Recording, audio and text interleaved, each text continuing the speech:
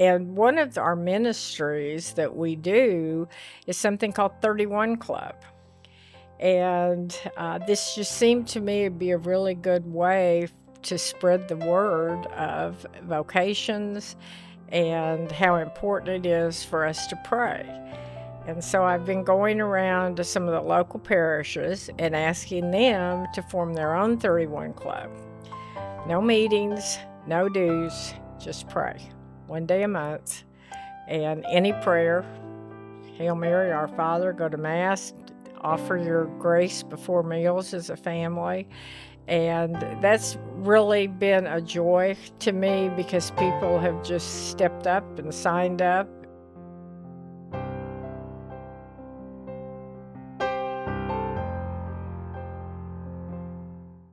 Welcome back to another episode of Called to Discipleship. I'd like to start out by thanking our sponsors and everyone who supports us at Ark of Heaven Media.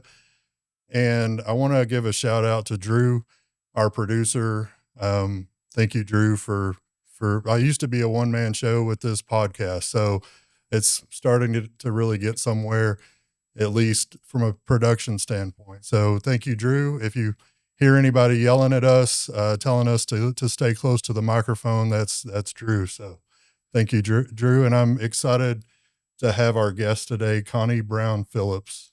Thank you, Connie, for being here. Thank you, Phillip, for inviting me. Absolutely. Well, what I normally do, this is a show about people's walks and their journeys of faith as a disciple of Jesus, our Lord. So why don't you take us back to the very beginning and tell us how you were raised and all of that kind of good stuff.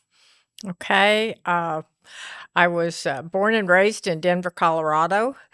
My parents were married there soon after my dad got out of World War II. He was in the Navy, and we lived in an area called Barnum, which was kind of interesting that I found out later. It was actually a development of P.T. Barnum, the circus man who developed the little subdivision for his actors and places to put animals and things during the time that they weren't touring with the circus.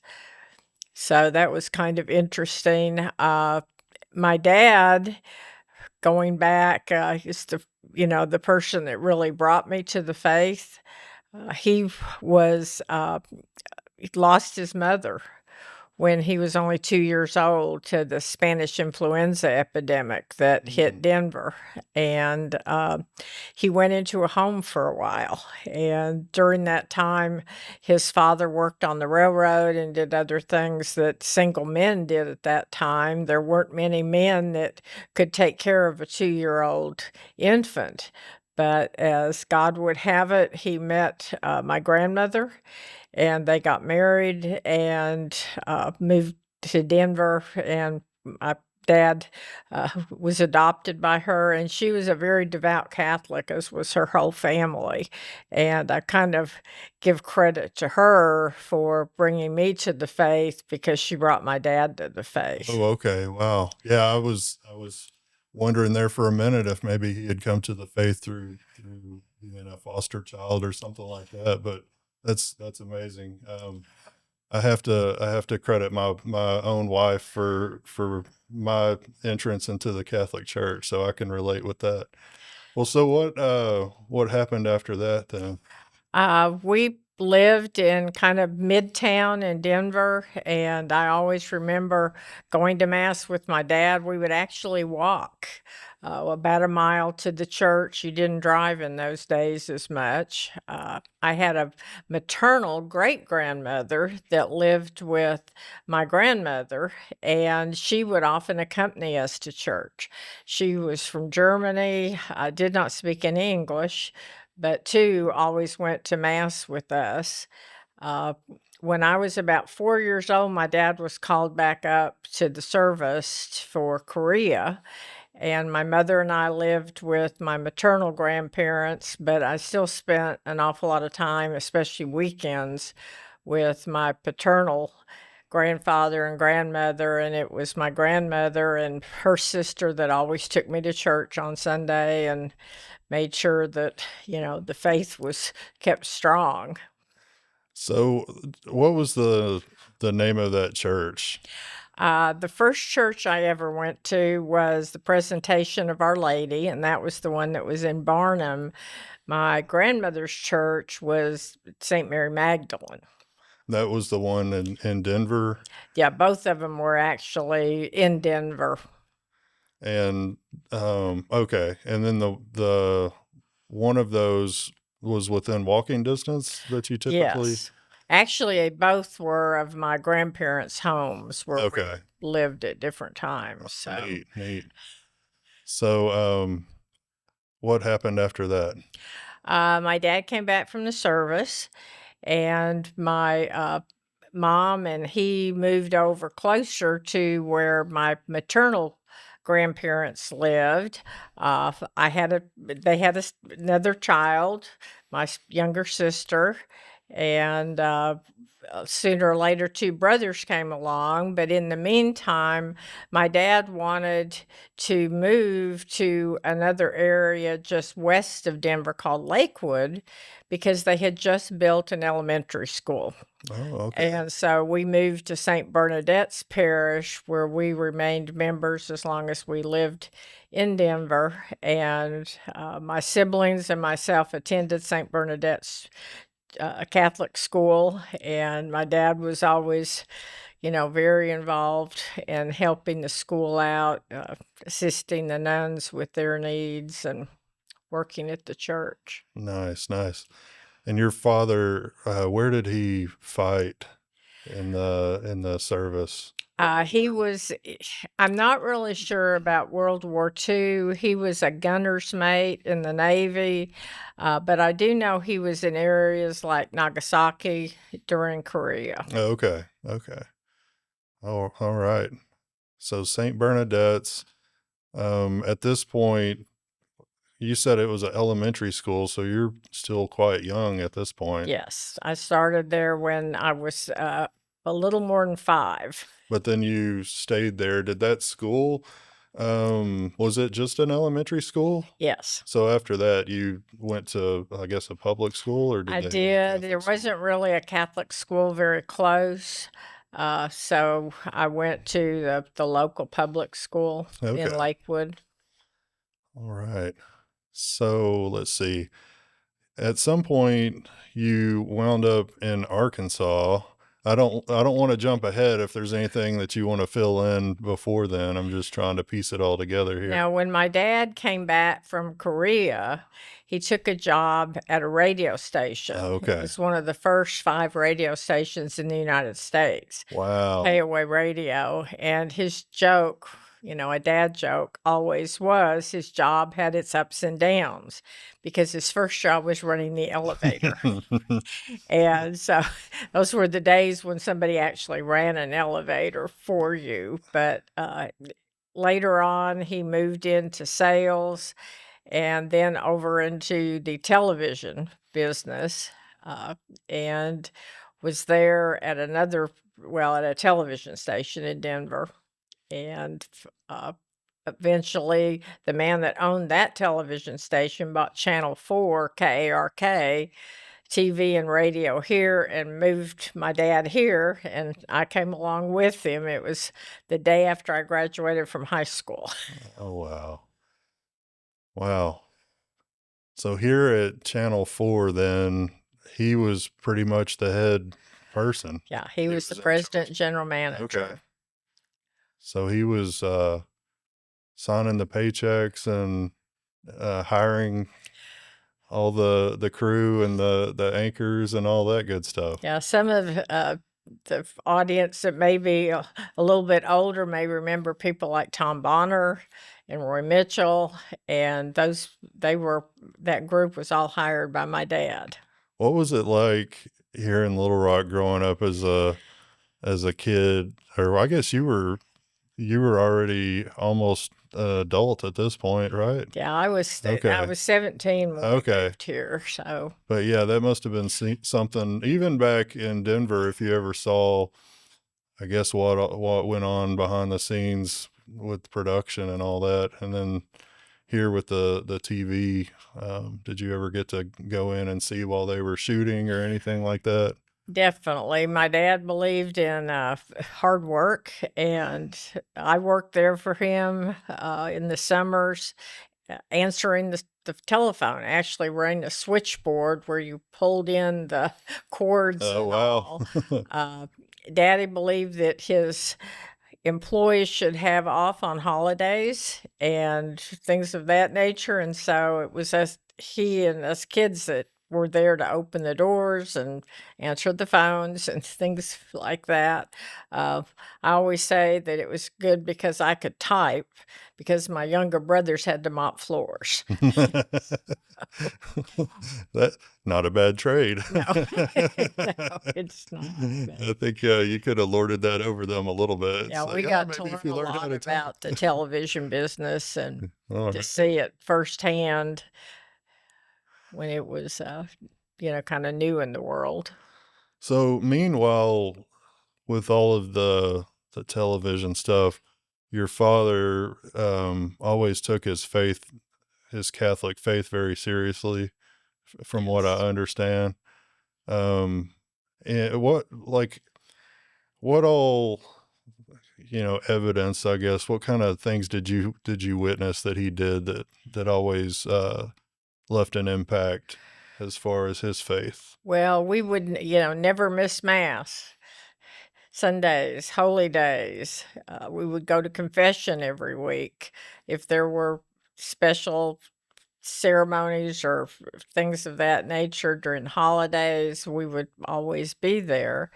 And I believe one of the bishops talked to him about actually airing a mass for people who couldn't make it to mass, what Mm, we called the mass for shut-ins. And so that was started by my dad at Channel 4 and continued up until his retirement. He eventually moved over to Channel 11 and became a part owner of it several years later. But okay.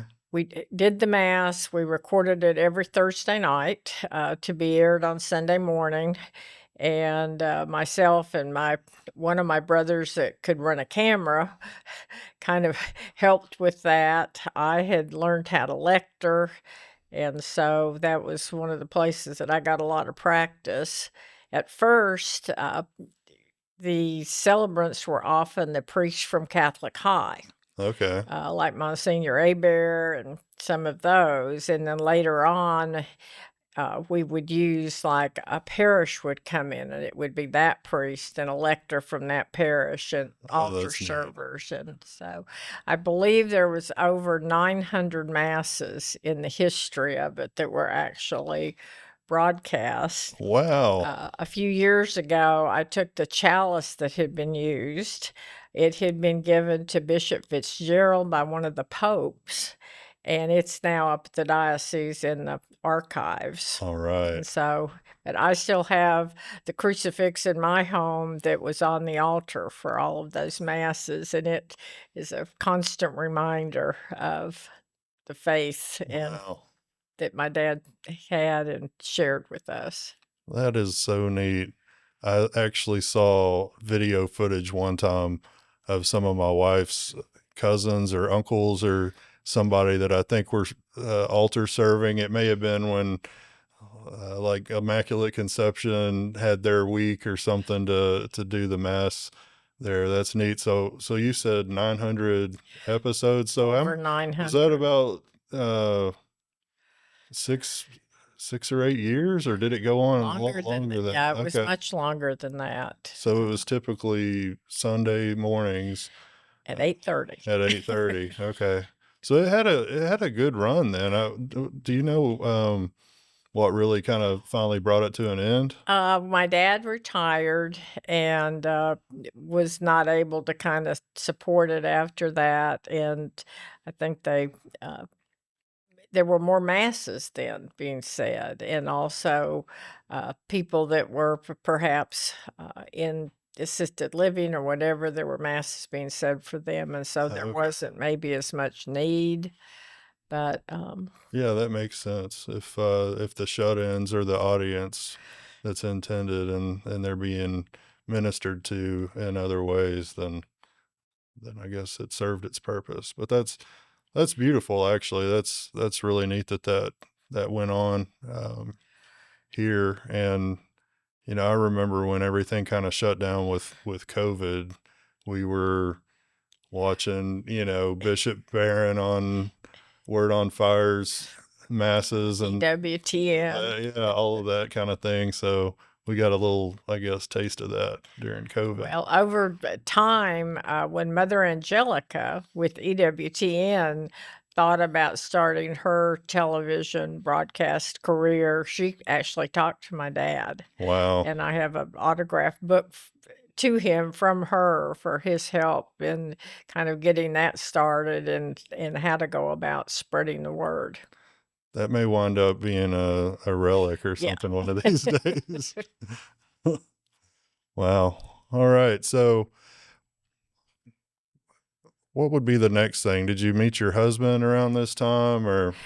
Uh, yeah, and he wasn't Catholic, he was Southern Baptist, and, we got married here at Christ the King, and, Monsignor Aber did what I called the older people pre-Cana, and we met Mm, with him for quite a while, but my husband always went to church with my dad and I here at Christ the King, and so, uh, but Monsignor Aber said, "I don't want him to think that he has to be Catholic to marry you." right. He said, "I want him to want to come to the church."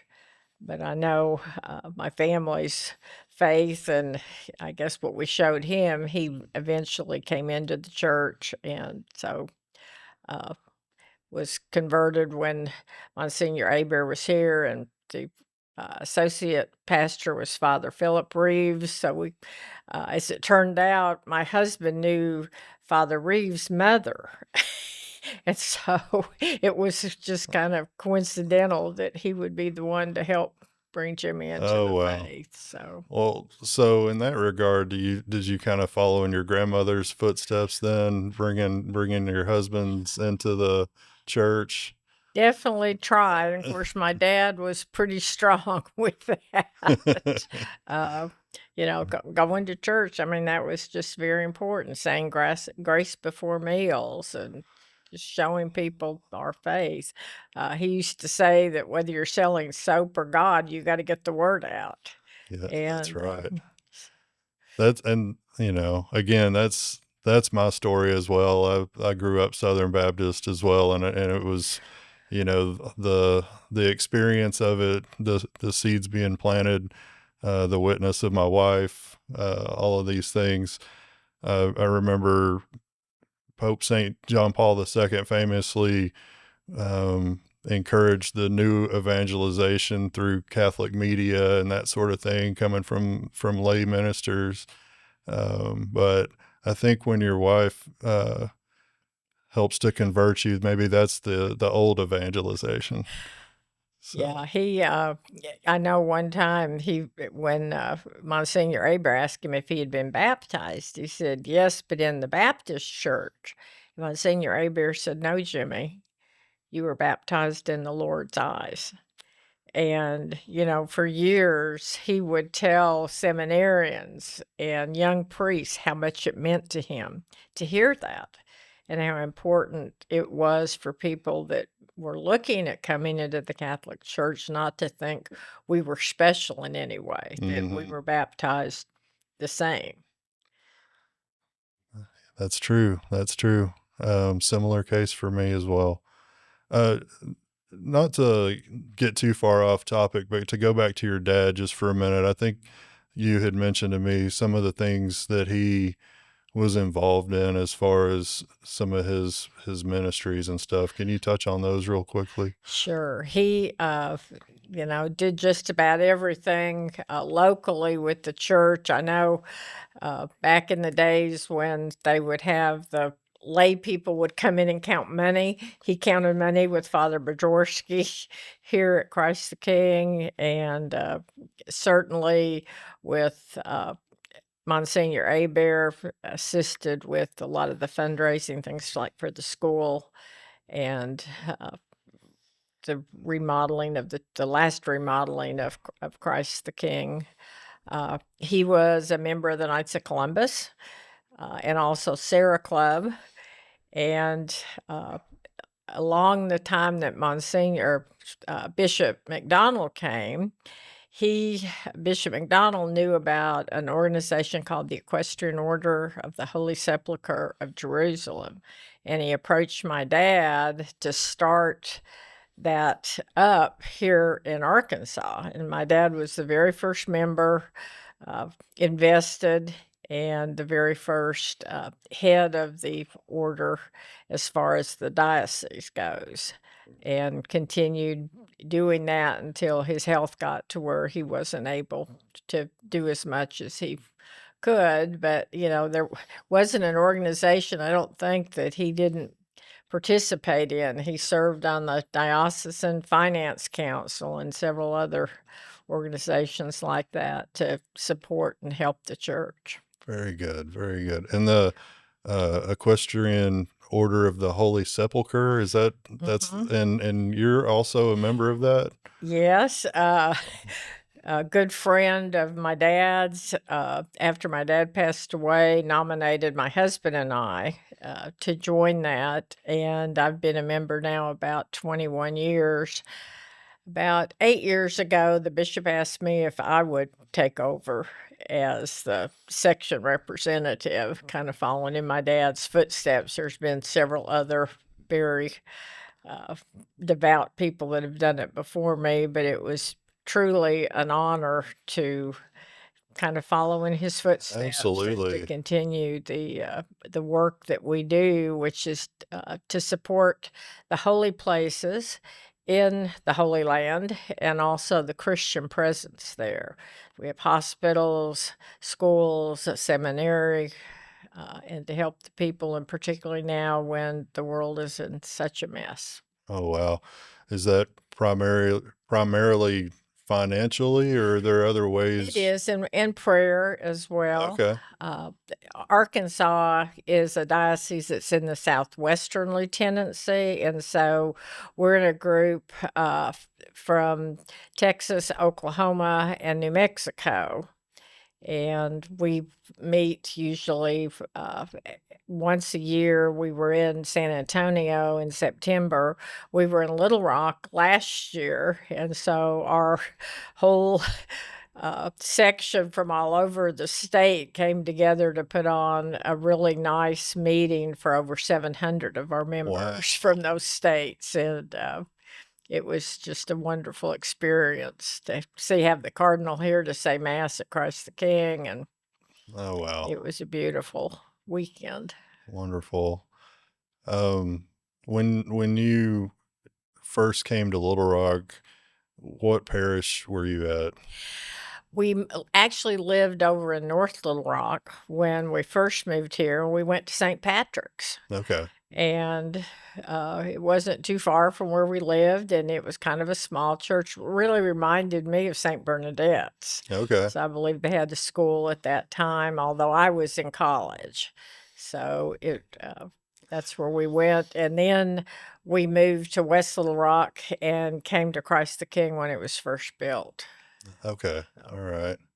Yeah, I'm imagining St. Patrick's is a thriving little parish when everybody, I guess, was downtown. But I guess maybe as things started to grow and spread further out, that maybe the churches, the congregation started to It spread was out. pretty much the only church in North Little Rock at that time. You later had, of course, what I call Little St. Mary's, the one Okay. that's not too far from there. You have St. Anne's now, Mm-hmm. as well as Immaculate Conception and Marche, that area. That's the which one is Immaculate Heart of Immaculate Heart Mary. of Mary is out there. Yeah, and then kind of going the opposite direction. I'm not sure how old the parish is, but St. Augustine, there's one that is, I guess they used to, um, I'm drawing a blank now what part of town they used to call that, but yeah, out there off of Broadway, I think. Yeah, Rose Rose City, City. Rose That City. was it. Thank you. Yeah. Um, all right. And then, so you wound up at Christ the King, and then, well, tell us what's next. You're with your husband, and then you're getting involved in different ministries with him and that sort of thing. Yeah, I was actually one of the first lay lectors in the diocese, and so I lectured here Oh, for, wow. and I still lecture here. Uh, I taught PRE, sacrament, prep, because I had gone through RCIA with my husband, now OCIA, so worked a little bit with First Communion class, confirmation, just kind of was involved in some different things in the church. As luck would have it, I always wanted to be a lawyer. When I was in high school, I told the high school counselor I want to go to law school, and she said, "Connie, girls aren't lawyers." And I was like, "Oh, really? Okay." So I studied, English and writing and some other things, but I worked at Blue Cross for a number of years, and at a certain point was doing kind of like legal work, working with the attorneys. I was the one that testified in court for the company. And I went to my boss one day and I said, "I know you're going to think it's stupid because I'm so old, but I want to go to law school." And he said, "Connie, you're going to be old anyway. Go for it." And so I applied for law school. I didn't get in the first year, but I did get in the next year. And I worked all day and I went to law school at night for 4 years. Got out, became the first staff attorney at their life insurance company, which is the division I had worked at for a number of years. And during that time, we started going to the cathedral because it was the only church close to us that actually had an evening mass on Sundays. Christ the King didn't have a 6 o'clock mass then, and we got uh, kind of to know Monsignor Scott Marzick really well. He recognized my husband could fix anything. He found out who my dad was and got me involved in the Ladies Guild and some other things, and so we got very, very active down at Christ the King, or I'm sorry, down at the cathedral. Uh, did all the special events, the fundraising, really helped with the renovation of the cathedral some Oh, yeah. years ago. Um, Father Matt Garrison came along Mhm. and we added some different ministries down there. So uh, kind of just kept going, and we enjoyed the cathedral and the people that were there, and so just kind of stayed there for a while. Yeah, the renovations they did there were amazing. I remember the first time I ever went in there, I was a brand new Catholic, and the walls and everything uh, were not as ornate. I thought they were maybe not really painted the way that they are now. And then I remember going in there a few more times, and there was scaffolding set up, and now it looks like every square inch of that has been hand painted, and it's just breathtaking. It's really amazing. Yeah, Monsignor Marzick really had not only a gift, but a true love for restoring it the way it used to look. So all And of the hand painting and everything in there, it had been that way at one point before. yeah. And during Vatican II, when things were more towards focused on the altar, when the altar came to the front rather than the priest turning his back to us, Hmm. they painted a lot of the churches white so that your focus was on the altar. So it wasn't as ornate. That happened in a lot of churches, but Monsignor studied what the church looked like and the colors, and he got some artists that were down in the Quapaw area to come in and do that stenciling to make it Wow. look like it does now. And it's just that he brought back the 4 stained glass windows above the altar of Matthew, Mark, Luke, and John. They had been taken out, and so things did not look the same. Well, glory to God that he got it back the way it originally was. I mean, It may just be a matter of opinion, but I can't even imagine the first brush stroke of white paint that started covering all of that up, and to whoever had to take the stained glass windows out, whoever put them back in and did the first It was brush work. stroke, to We sat on restore that. it. I mean, we had that scaffolding for That's over 3 amazing. years, and it seemed like every week, if you were ushering, you had a whole new set of rules about where people were to go to communion and where they could sit. And Oh wow. when it was finished, I know there was a newspaper article done in the Arkansas Democrat Gazette about Monsignor Marzick, and he called it the wow factor. Because when Yes. you walked in, you just, Mm-hmm. it was like, wow. And it draws your eyes upward, like heavenward. You're looking up. Yes, yes. Um, That is the oldest place of continuing worship in the city. that's right. And it's Wow. now, he got it put on the National Register of Historic Places. So we're Very very good. proud of it. I think and all of us should be proud of it because it's the mother church of the diocese. Yes, yeah, it's wonderful. We got to shoot one of these episodes, or I did. I was a one-man show, but with Father Joseph de Orbegozo. Mhm. So we got to set up in the choir loft and put the altar and everything in the background, which was really neat. So anyway, I appreciate Father Joseph so much, and he's doing such a great job there now. Yes. Um, so. Let's see, what was the next thing I wanted to ask? You mentioned before the Serra Club, and um, we invited you here to hear your story, but also we wanted to highlight one of your ministries, and that's one that you are heavily involved with. Can you tell us about that, the Serra Club? Sure. Unfortunately, I lost my husband in 2017 and was down at the cathedral. In the meantime of in my life, in my my work life, I actually started teaching part-time at the law school. And one of the classes I taught there was something called lawyer skills, which is a writing and also a presentation type course. And the deacon at the cathedral at that time, Chuck Ashburn, asked me after Jimmy had passed away how I was keeping busy. And I said, well, I'm still at the law school. He said, what do you do there? And I said, well, I teach, writing and all. And he said, we need somebody to tutor our seminarians that are at the House of Formation. Would you like to do that? So I'm thinking, well, that's a good volunteer position. I later find out after I talked to Monsignor Scott Friend that no, I was now an employee of the diocese. And I got to meet some of our seminarians and kind of hear their stories and their journey of faith, and to be there and to assist them really kind of put a spark in me. And a friend of mine mentioned we ought to join Serra Club.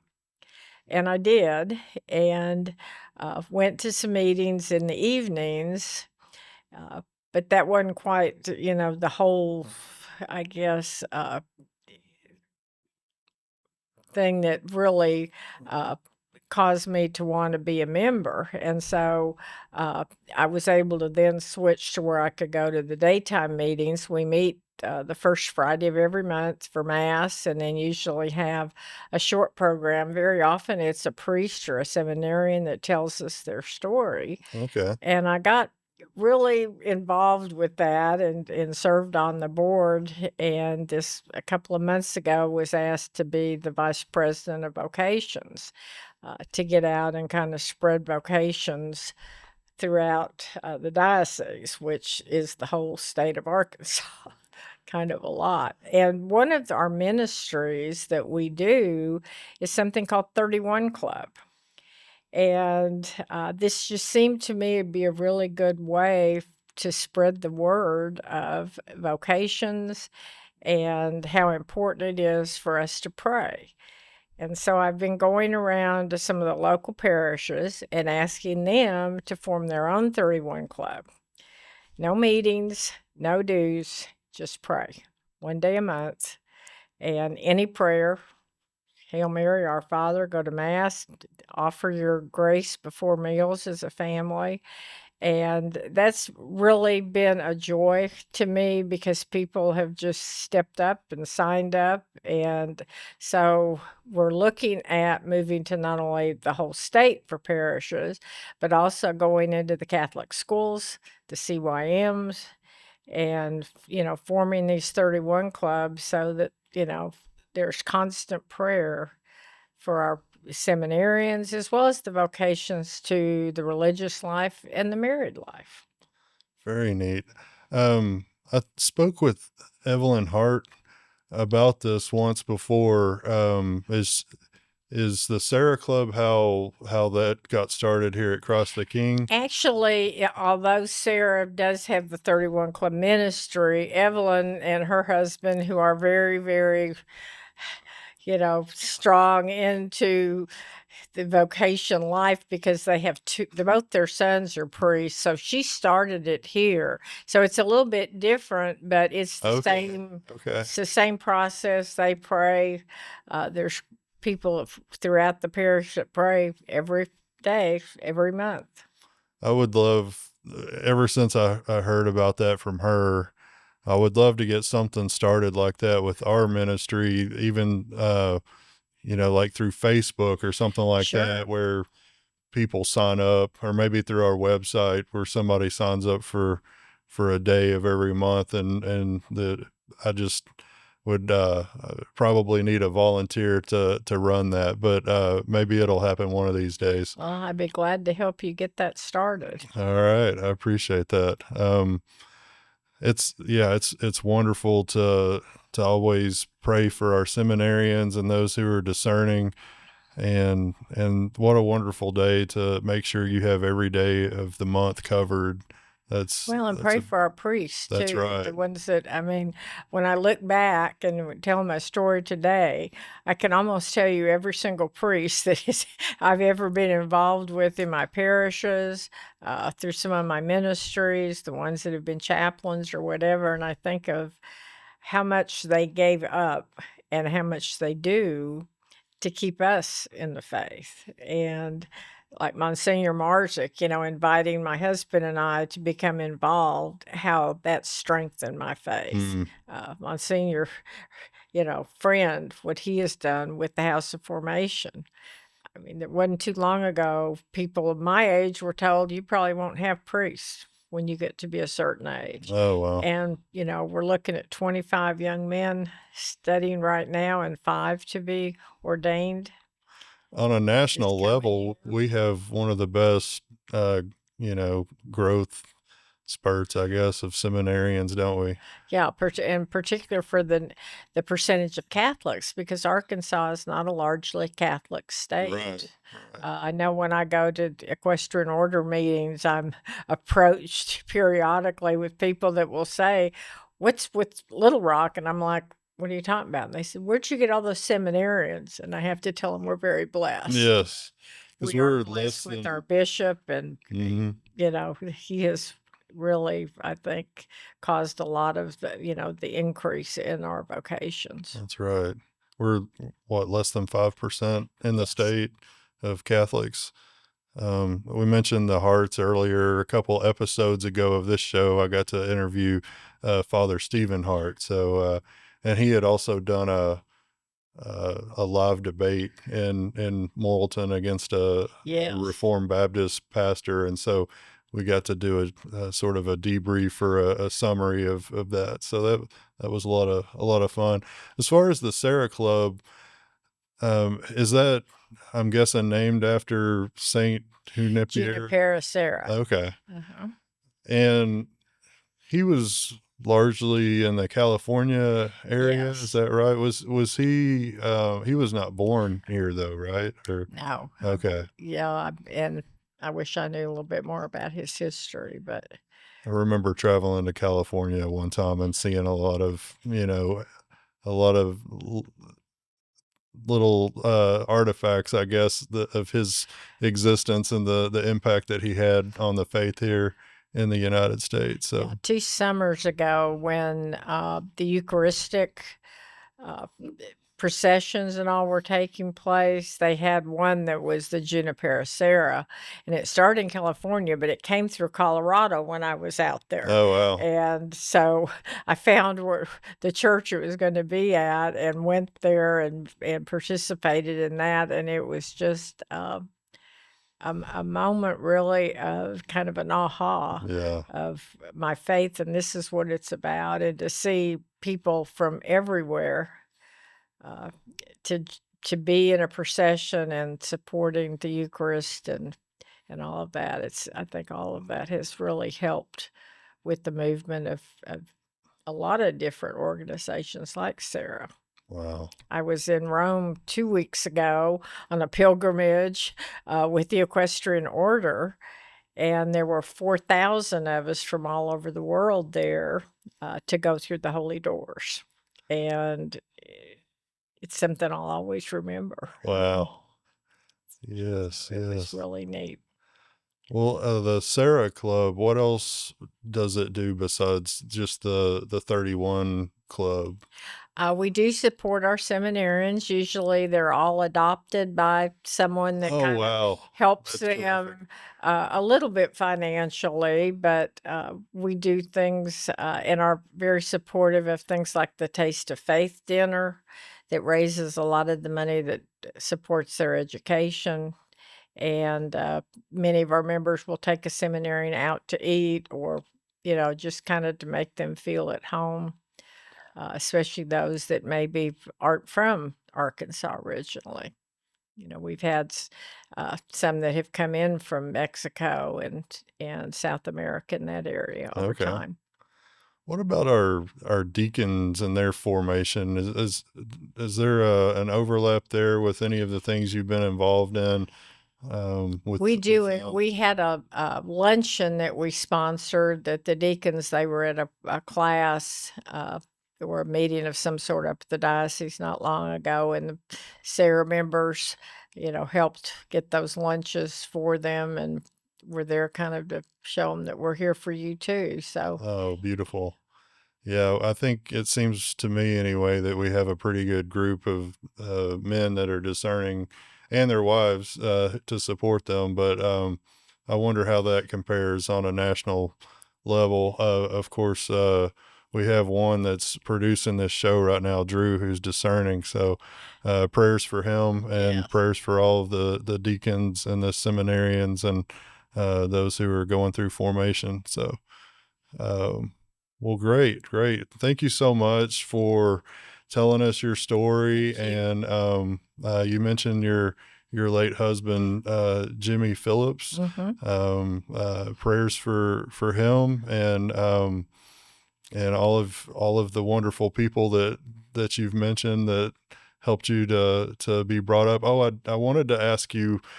It seemed like maybe around April or something like that. I was at Mass. You're currently a member at Cross the King. Yes. So am I, and that's we're recording. Our studio is here on the Cross the King campus. We're very thankful to this parish. But at the end of Mass, you got asked to come up, and you were awarded something by the diocese. Can you tell us what that was? Uh, Bishop Taylor has the ability to recognize people who, I guess, are super volunteers for the church and the diocese, and he awarded me the Diocesan Service Medal, uh, and it That's was quite an honor. a wonderful, wonderful honor. I don't think it's something I deserved, but he told me he didn't care. He was going to give it to me anyway. So. Well, when you think you don't deserve it, that means that you're humble, and that means you definitely deserve it. So I'm sure that you have put in a lot of hard work and everything to deserve that. Well, So I tell Bishop Taylor that working for the church makes me a very happy person. very Anything I good. do, Amen. I love to come to church and do the different things I'm able to do, and you shouldn't get an award for doing something that makes you so happy. But, he had different thoughts about that. So Well, very good. I just want to thank you so much for your time today Thank and you. for coming to share your story with us. I hope that it is an inspiration to someone in our audience, and somebody may be inspired to join the 31 Club to take our seminarians and priests into prayer. You mentioned different ways they can do that, just from a simple Hail Mary or Our Father, or even your blessing before a meal. It sounds like it's really simple to do. You just It got to is. remember your day and do it. Exactly. So thank you so much for what you do for the diocese and for the Serra Club, and teaching us all about that. Thank you, Philip. You bet.